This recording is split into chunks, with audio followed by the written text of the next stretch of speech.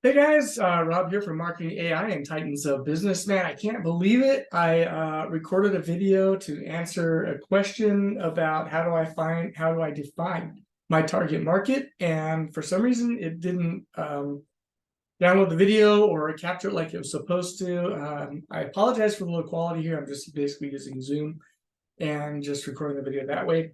But it should be enough to help answer the questions that people are asking. So let's talk about this question.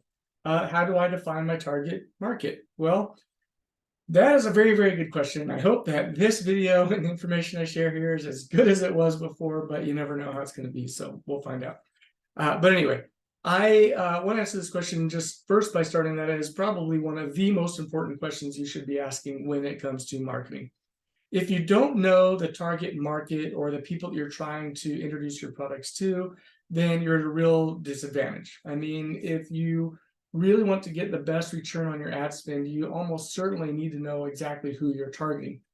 I actually wrote a book called Critical Point Marketing, where we talk about how to target the right people at the right time and in the right place. And there are several different places that you can target people.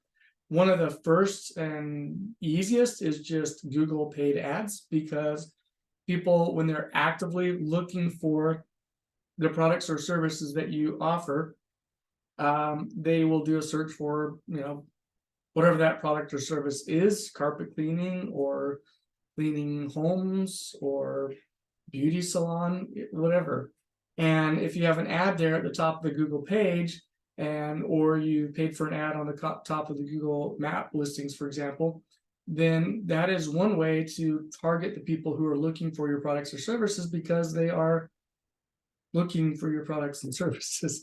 So that is one of the most simple ways to target the right market. No, the question is, how do I define a target market? Well, a lot of it just kind of comes down to guessing at first. I mean, if you're selling a product, like I have a customer that creates or bakes the most like delicious cookies, an Argentinian cookie called alfajore, and it's just like this light crisp cookie on top and bottom with dulce de leche in the middle, which is like a soft caramel.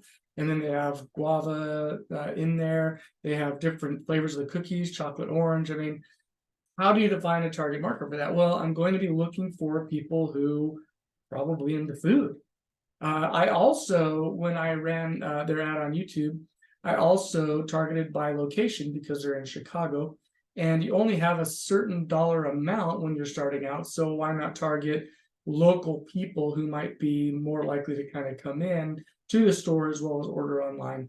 Now, as you grow in budget and you have more money, and I talk about, how do I determine my marketing budget in another video that I'll try to leave a link to here, or a card at the end.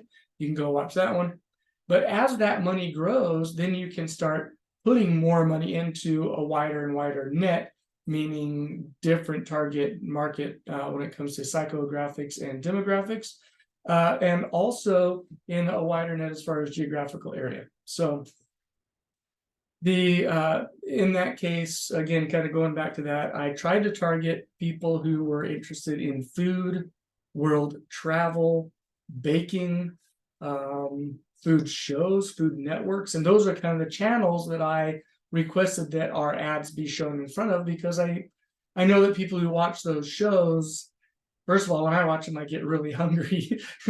I just know every time I watch a cooking show, I'm in the kitchen trying to cook something after, because it makes me hungry.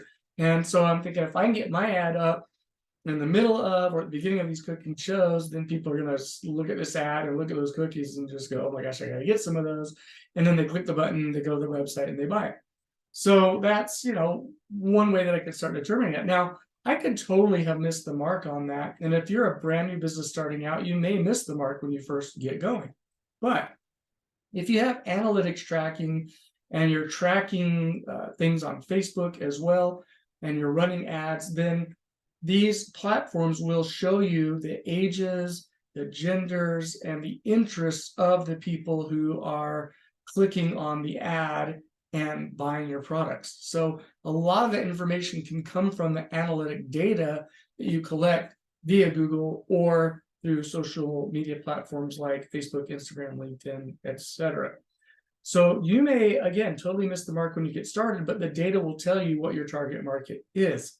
Now, that being said, you know, a lot of companies miss the target market when they first started, including Facebook. I think it was trying to be like a dating site or something when they first got started.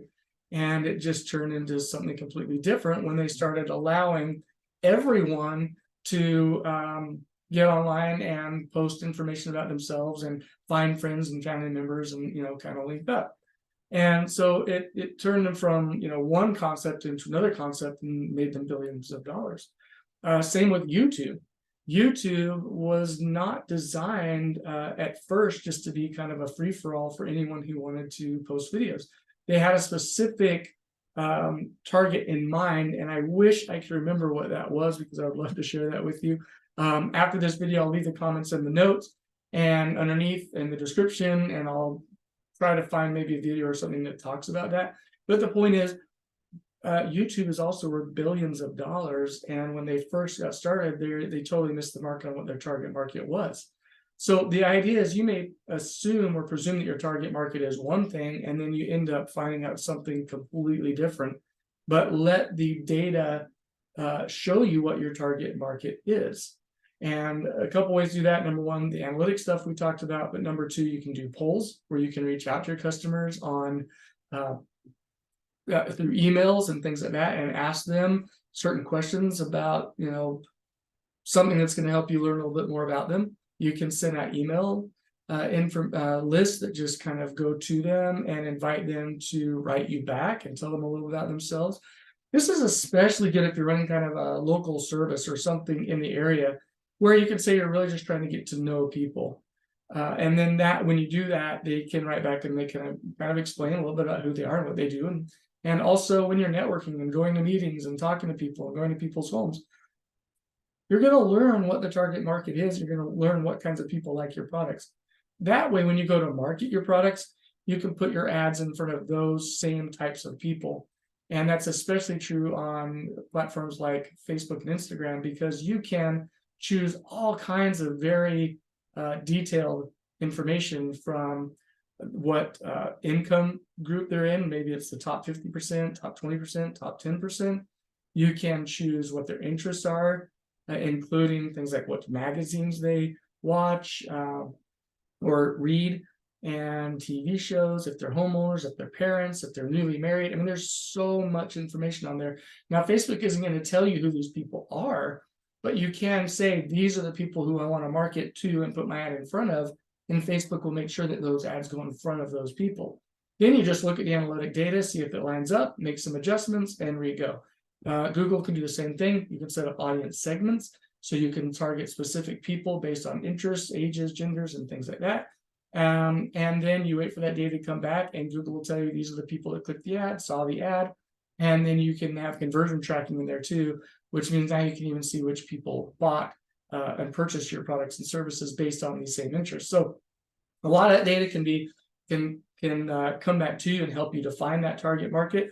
But you know, when you're first getting started, you're just going to kind of guess, make an educated guess, and in most cases, you're probably going to know who that is. I mean, if you're a carpet cleaner, you're looking for people who have carpets and own their homes, or hitting up landlords who need carpet cleaning after tenants leave on a regular basis, things like that. So, you know, at first, just try to write down who you think it might be. There are tools out there like ChatGPT, or you can say, you know, this is the product or service that I'm offering. Can you please make an avatar, or write out, give me a brief description of the people you think might be most interested in this. And ChatGPT will spit out a lot of the demographics and psychographics, interests and things that people, you know, have, that it's found as it's kind of learned over time. So it's pretty fascinating. It really is. So anyway, hope that answers your question. I'm going to leave, again, a link or some information about how YouTube started, to try to explain what happened there. And if I can find a video or something like that, I will.